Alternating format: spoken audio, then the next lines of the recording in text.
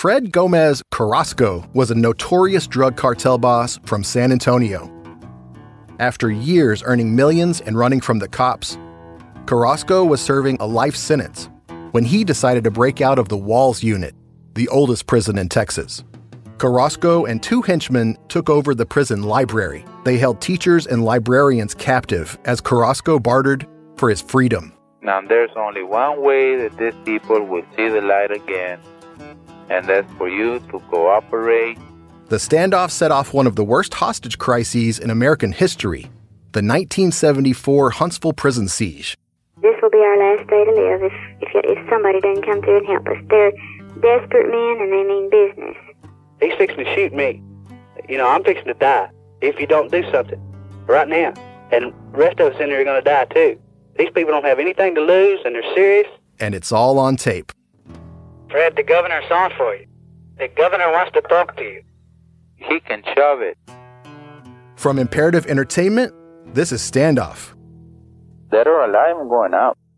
Listen wherever you get your podcasts. This podcast is intended for mature audiences. Listener discretion is advised.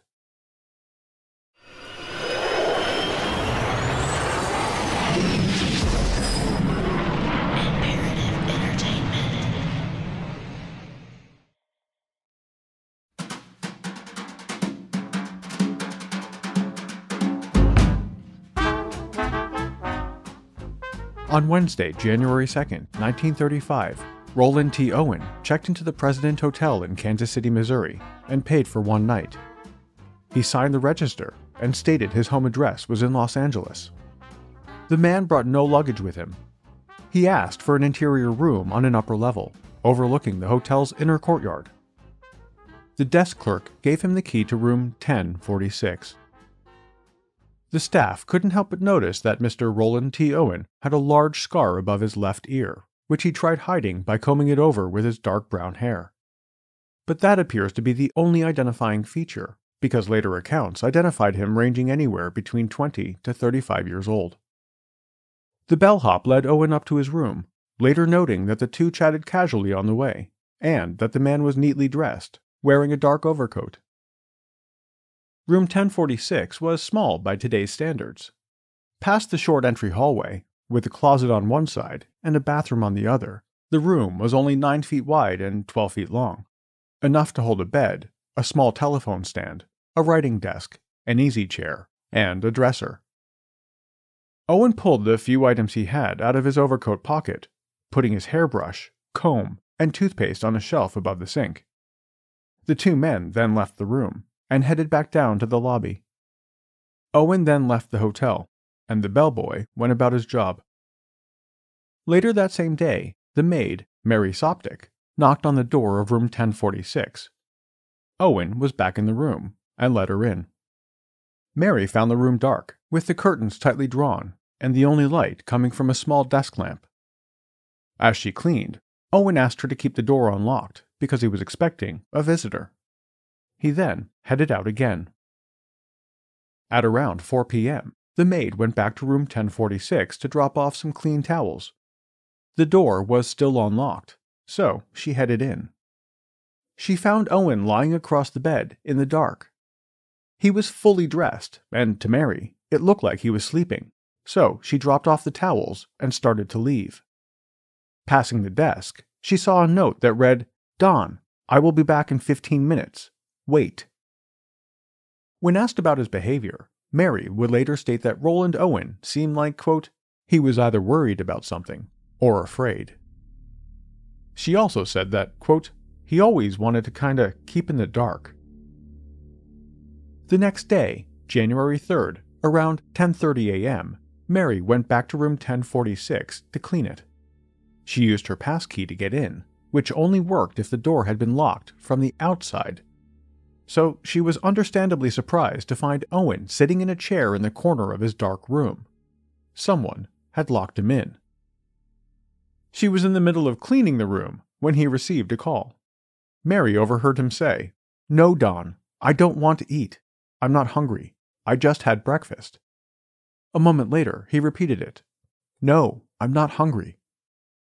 Mary assumed this was the same Dawn Owen was expecting to visit the day before. She finished cleaning and left the room. Just like the day before, it was around 4 p.m. when Mary stopped by room 1046 with clean towels. She knocked softly, but there was no answer. Yet, she could clearly hear 2 men talking inside. She knocked again. This time, someone asked, "Who is it?" She identified herself as the housekeeper and said she was dropping off fresh towels. To that, a gruff, deep voice that Mary was sure did not belong to Owen replied, "We don't need any," and told her to leave. Having removed the towels herself earlier that day, she found the response odd, but moved on with her work, not giving it much more thought. Around 6 p.m. later that day, Jean Owen, no relation to Roland Owen, checked in to the hotel president. She lived in a nearby town and was visiting Kansas City to see her boyfriend and do some shopping. She wasn't feeling well, so decided to stay overnight and return home the next day.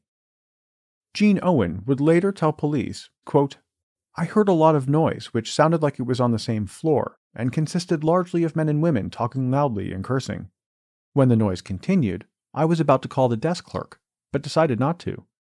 The commotion may have been coming from room 1046, but there was also a boisterous party going on in room 1055, just down the hall." The next morning, January 4th, at just past 7 a.m., the hotel telephone operator realized the phone in room 1046 was off the hook. After waiting 10 minutes, the bellboy was sent up to check. The door was locked, and there was a Do Not Disturb sign on the doorknob. After multiple knocks, Owen eventually told the bellhop to come in, but the door remained locked from the inside. When another 7 or 8 times of knocking went unanswered, the employee yelled, "Put the phone back on the hook," and left. He assumed the guest was simply drunk and accidentally pushed the phone off the stand. He suggested the telephone operator send up someone else in an hour or so if the phone was still off the hook. An hour or so later, it was still off the hook, and another bellhop was sent up to the room. His name was Harold Pike, and, unlike his colleague, he used his passkey to get into the room. A passkey, again, that only worked if the room had been locked from the outside. Once inside, he saw Owen lying naked on the bed, surrounded by dark spots on the bedsheets. The guest appeared to be drunk, so Pike found the phone on the floor and put the receiver back on the hook. He left the room, locked the door behind him, and went to report what he saw to his manager. Curiously, 2 hours later, the phone was off the hook again.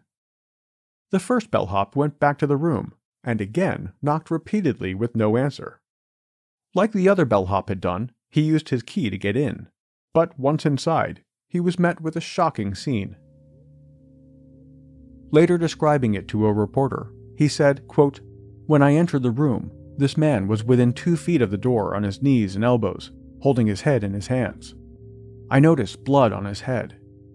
I then turned the light on, placed the telephone receiver on the hook. I looked around and saw blood on the walls, on the bed, and in the bathroom. This frightened me, and I immediately left the room and went downstairs." Moments later, the manager, the bellhop, and another staff member rushed back up to room 1046, but as they tried to enter, the door would only open about 6 inches. Owen had collapsed just on the other side, and was now blocking the door from opening. Fearing the worst, the hotel manager decided it was time to call the authorities. Police arrived with a doctor and pushed their way into the room. They found Owen bound at the neck, wrists, and ankles with a cord, with obvious signs that he had been tortured.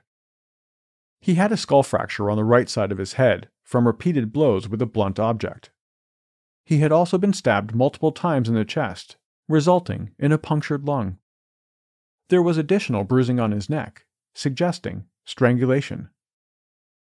The dark spots that the bellboy had seen on the bedsheets were, in fact, pools of blood, which were also found on the wall next to the bed and even splattered on the ceiling above the bed. Incredibly, Owen was still alive, although barely. Before he was transported to the hospital, police asked if anyone had been in the room with him. He was only semi-conscious and barely able to speak, but he did say one word: nobody. When police asked what had happened, he simply said, "I fell against the bathtub," before passing out. Just after midnight on January 5th, on the way to the hospital, Roland T. Owen fell into a coma and died, leaving investigators with one of the greatest murder mysteries of all time.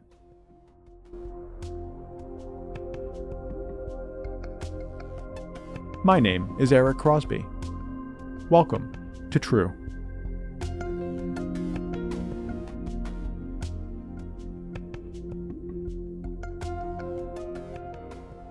Doctors estimated that based on the dried state of the blood on his body and in the room, Owen's injuries were approximately 6 to 7 hours old. This meant that he had been injured prior to the bellboy's first trip to room 1046 to check on the phone. Faced with an unexplained death, the police scoured the room looking for clues, but they found very little. Everything had been stripped from the room, including all of Owen's clothes, as well as all of the room amenities, such as the shampoo. The items they did find generated more questions than answers. An unlit cigarette, a hairpin, a label from a necktie, a safety pin, and a small unused bottle of diluted sulfuric acid. There were 2 glasses in the room. One was still on the shelf above the sink, and the other was in the sink, in pieces. The only other clue found in the room were 4 small fingerprints, which investigators believed likely belonged to a woman. Based on the evidence, police quickly ruled out suicide. One of the investigators told local newspapers, quote, "There is no doubt someone else is mixed up in this."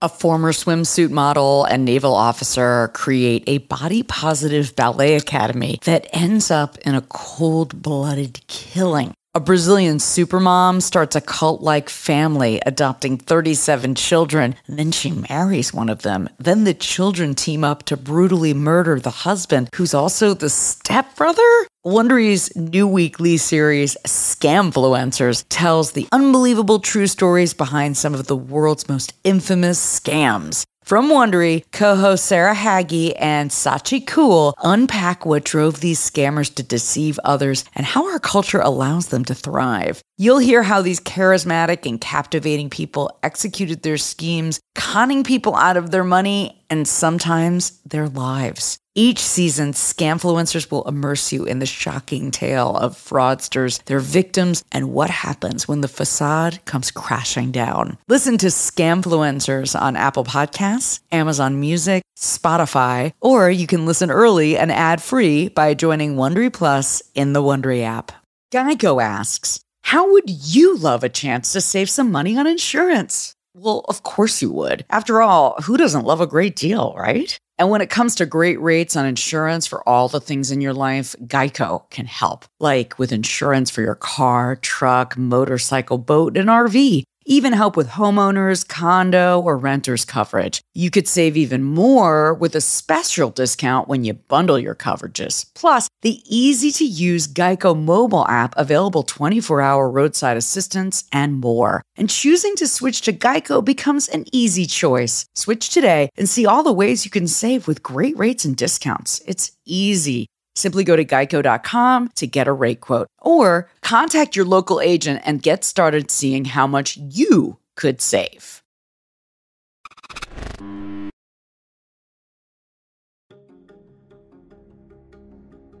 As the search for suspects began, the biggest question quickly became who was Roland Owen. The day after his death, a local Kansas newspaper reported that investigators were confident that he registered under an assumed name. They would soon discover this was a pattern. A nearby hotel told authorities that a man matching Owen's description had stayed there just a few days earlier, on January 1st. He had checked in as Eugene K. Scott, and just like at the hotel president, he requested an interior room. A few days earlier, at the St. Regis Hotel, he checked in under the name Duncan Ogletree, sharing a room with a man named Donald Kelso. In order to identify Owen, who was now deemed a John Doe, police asked the public to come forward with any information. The body was even publicly displayed at a funeral home in the hopes that someone might recognize him. It was estimated that up to 300 people viewed the body. One man identified Owen as his cousin, but his sister confirmed that while there was an uncanny resemblance, the cousin had actually died 5 years earlier. A promoter identified him as an amateur wrestler who had approached him a few weeks earlier about participating in events. But when the wrestler's previous manager viewed the body, he did not recognize him. There was one other person who recognized the body. His name was Robert Lane, and while he didn't exactly know who the John Doe was, he did meet him. Late at night on January 3rd, hours before Owen was beaten and tortured, Lane was driving home from work when he saw a man running along the road wearing only an undershirt, pants, and shoes. The man waved at Lane, who stopped his car, but then quickly realized that Lane was not a taxi. As it was cold and the man was clearly underdressed for the weather, Lane offered him a ride to where he could find one. When the man got into the back seat, Lane saw a deep cut on his left arm. He said, quote, "You look as if you've been in it bad." The man muttered something under his breath about killing that guy tomorrow. The passenger thanked him for the lift when they arrived, and Lane drove off, never to see him again. That was until the public visitation. Lane was sure that was the man he gave a lift to, and the deep scratch on the body's arm confirmed it for him. The police, however, were not as sure. There were no other witnesses, and the only time they could confirm Owen had been outside the hotel that day was with two women at, quote, several liquor places. News of the murder spread throughout the country, and potential leads started pouring in. Many came from people looking to see if the unidentified body was a missing relative, so police asked families to provide pictures to help speed up the identification process. Authorities also enlisted the help of police departments around the country, but none of this led to a positive ID, and the leads quickly dried up. Months passed while investigators tried to identify the body. Finally, on March 3, 1935, a local newspaper published a notice that Owen would be buried the next day in the city's common graveyard. But within hours of the release, the newspaper received a phone call from a woman who said, quote, "You have a story in your paper that is wrong. Roland Owen will not be buried in a pauper's grave. Arrangements have been made for his funeral."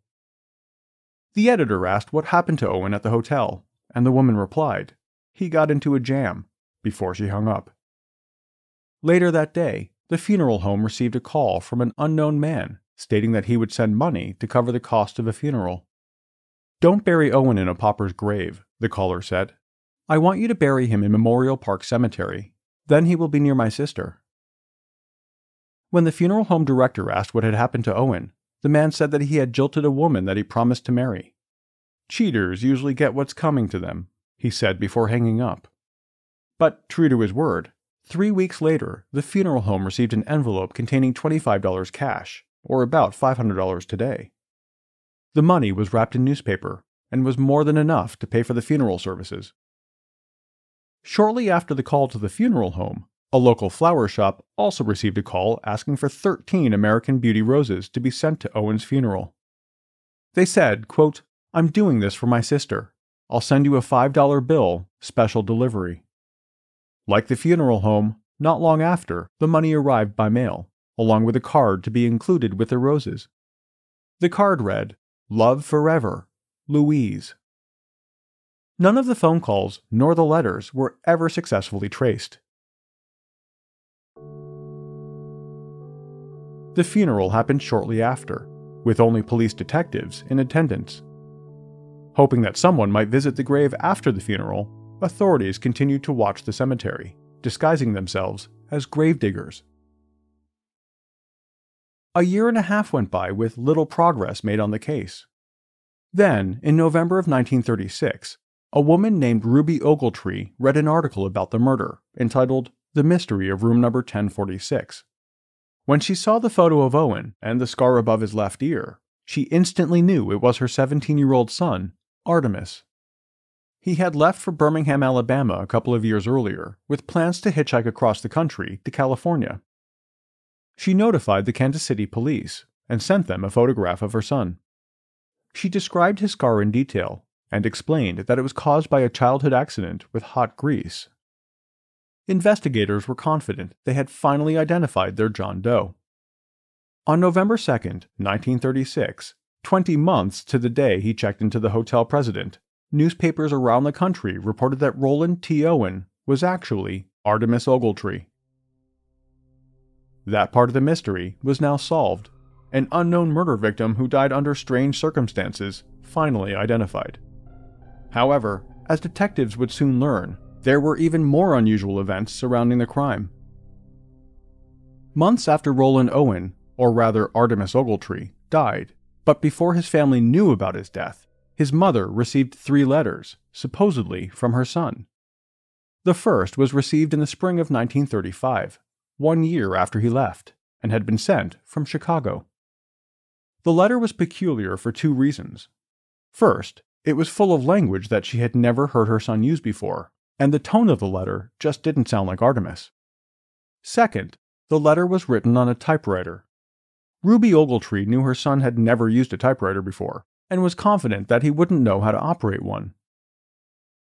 The next letter arrived about a month later from New York City. This one said he was heading off to Europe, which caused Ruby some concern, since he wanted to be in California. Not long after, a third letter came special delivery, informing his mother that he was boarding a ship later that very day.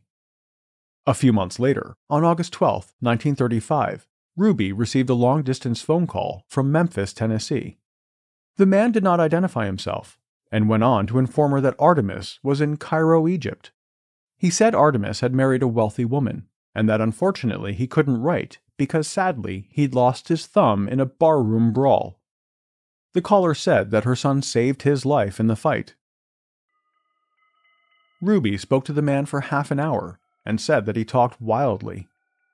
She also said that whoever it was, he was knowledgeable about her son. When the call ended, she gave the man's name to police, but that information has never been released. Convinced that something nefarious was going on, Ruby wrote a letter directly to J. Edgar Hoover at the FBI, seeking their help locating her son. She also contacted the American consulate in Cairo, but was later informed they could find no trace of Artemis. The purpose of the letters and the phone call have remained a mystery. Was it just a cruel joke, or were they intended to keep Ruby from connecting the murder in Kansas City to her missing son? The person or persons who wrote the letters and made the call have never been identified. 2 years earlier, back at the scene of Artemis Ogletree's death, the police were struggling to identify the killer or their motive.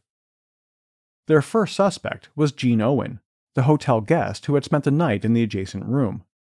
Detectives thought it was just a bit too coincidental that she had the same last name and just happened to be in the room next door on the night of the murder.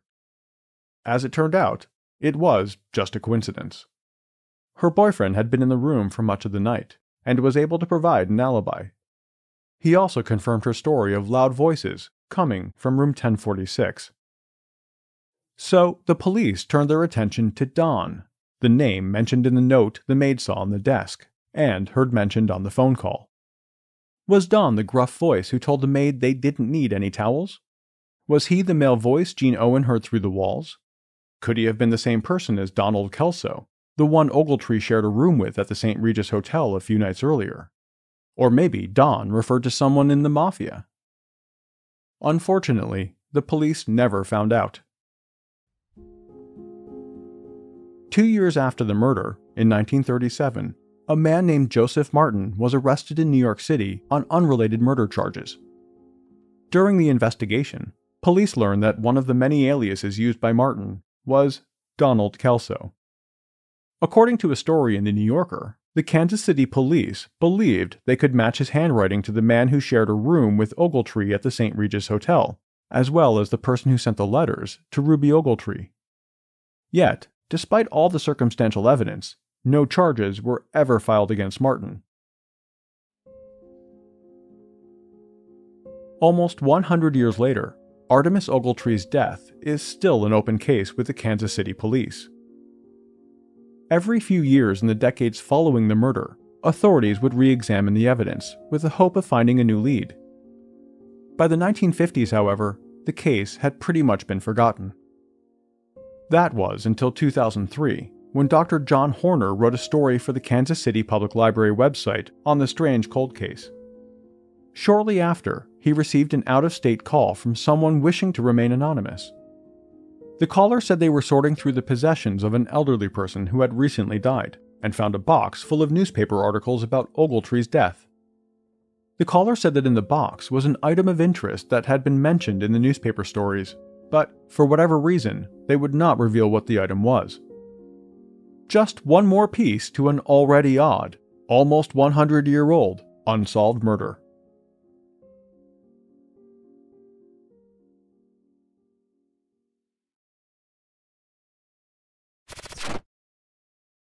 We all want love, that happily ever after feeling of finding your soulmate. What if someone not only claimed they could help you find that perfect partner, they guaranteed it? Jeff and Shalia, a young couple famous on YouTube, teach about twin flames, a deep romantic connection with your perfect ultimate partner in their videos.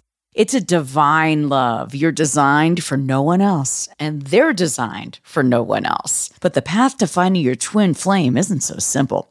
Those who start to doubt the group are instructed to cut ties with friends and family that are holding them back and to corner and claim their twin flame through stalking and intimidation. By the time some members are able to leave the group, they don't even recognize themselves, and the harassment to rejoin makes them fear for their safety. From Wondery, Twin Flames is a podcast about what happens when the quest for love turns into a dangerous obsession. Follow Twin Flames on Apple Podcasts, Amazon Music, or you can listen early and ad-free by subscribing to Wondery Plus in Apple Podcasts or the Wondery app. Fred Gomez Carrasco was a notorious drug cartel boss from San Antonio. After years earning millions and running from the cops, Carrasco was serving a life sentence when he decided to break out of the Walls Unit, the oldest prison in Texas. Carrasco and two henchmen took over the prison library. They held teachers and librarians captive as Carrasco bartered for his freedom. Now there's only one way that these people will see the light again, and that's for you to cooperate. The standoff set off one of the worst hostage crises in American history, the 1974 Huntsville prison siege. This will be our last day to live if somebody doesn't come through and help us. They're desperate men and they mean business. He's fixing to shoot me. I'm fixing to die if you don't do something right now. And the rest of us in there are going to die too. These people don't have anything to lose and they're serious. And it's all on tape. Fred, the governor's on for you. The governor wants to talk to you. He can shove it. From Imperative Entertainment, this is Standoff. Dead or alive, I'm going out.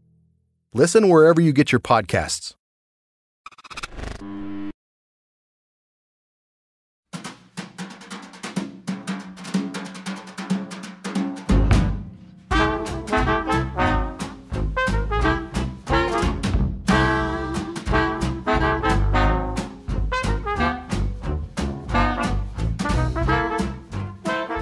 True is a production of Imperative Entertainment. This episode of True was researched and written by Haley Gray. The executive producer is Jason Hoke of Imperative Entertainment. The cover art and design were created by Jenna Sullivan. True was created and is produced by me. Have any comments or questions? Email us at podcasts@imperativeentertainment.com. As always, a huge thanks for listening. I'll be back next week with another episode.